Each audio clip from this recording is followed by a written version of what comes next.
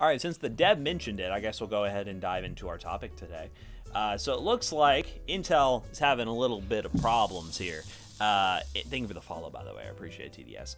Long story short, I lost the other article I had pulled up, which I will find.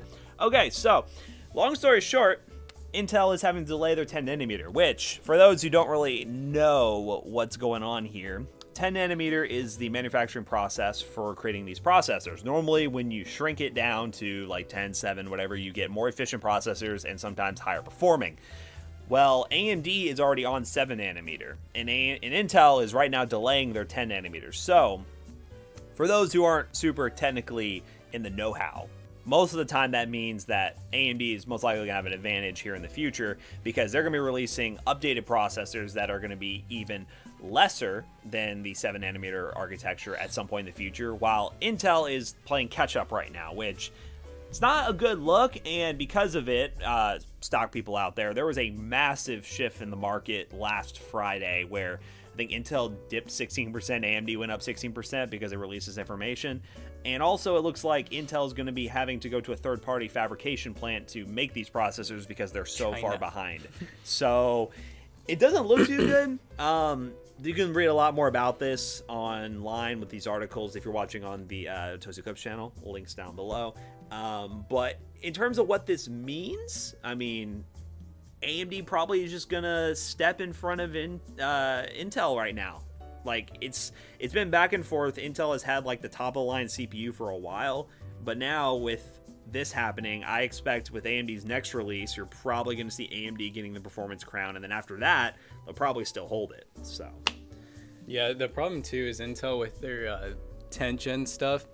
They, AMD was already, going down the nanometer line, which, like Matt said, with the nanometer, you have smaller transistors, which means they can turn on and off quicker. So therefore, when you have that, you get lesser heat as well with the smaller nanometer platforms. So because of that, Intel tried to kind of, with 10th gen do something better. They basically just reduced the heat but stayed 14 nanometer, while AMD's already gone half that.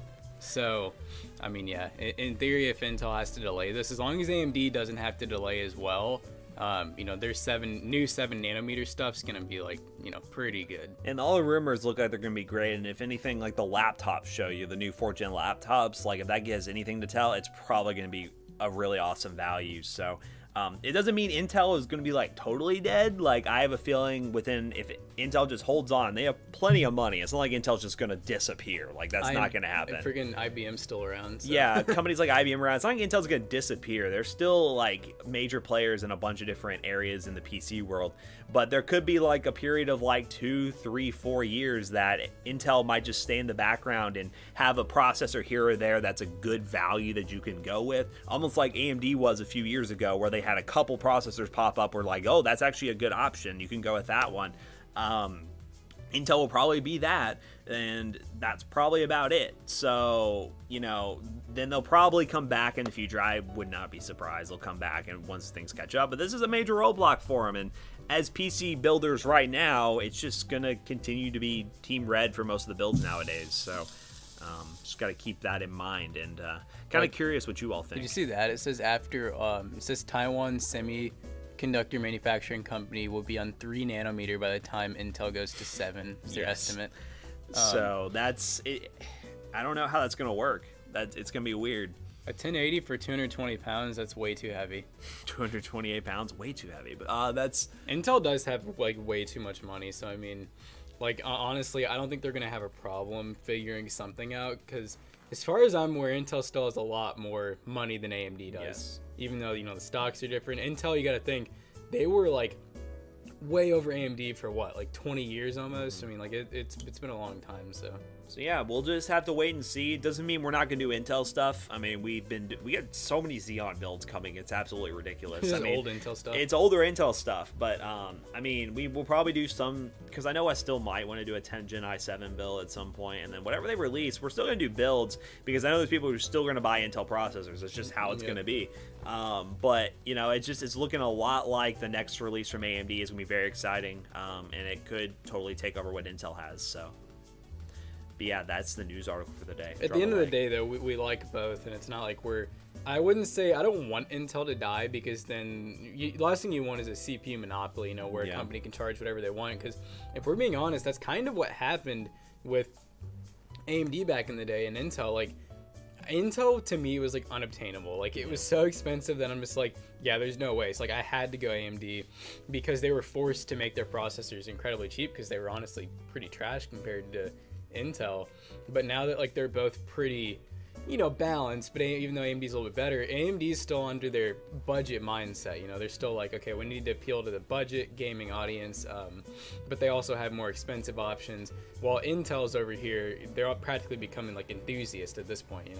People who just love Intel. I wonder if Intel could just suck it up and almost do what AMD did back in the day and actually release budget stuff. Yeah. I wonder. I don't see it happening.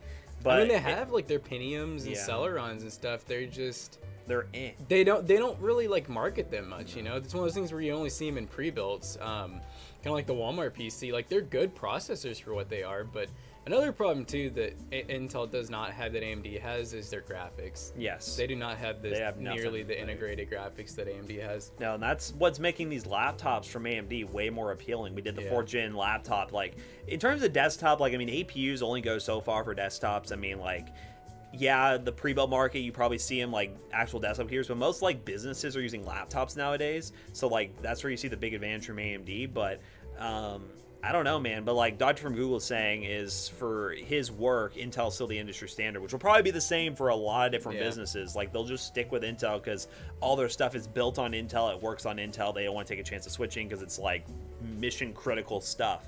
So I don't know.